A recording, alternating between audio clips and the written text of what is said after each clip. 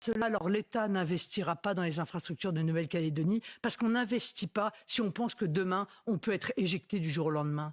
Parce que les entreprises privées... C'est l'Algérie, en fait. Parce que les entreprises privées n'investiront pas si elles pensent que le risque est demain de voir détruit l'ensemble des investissements qu'elles ont effectués. C'est donc au bénéfice de tous les Calédoniens que je faisais cette proposition, qui n'est pas la seule d'ailleurs. C'est un des éléments de l'accord global que j'aurai l'occasion de défendre, que j'aurais peut-être dû d'ailleurs présenter avant.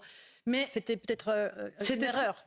Non, ce n'était pas une erreur, c'est que je pensais que, compte tenu de la proximité des élections et de la radicalité des deux côtés, du côté kanak, mais aussi du côté des loyalistes, parce que Mme Backès a aussi quelques responsabilités dans le climat actuel.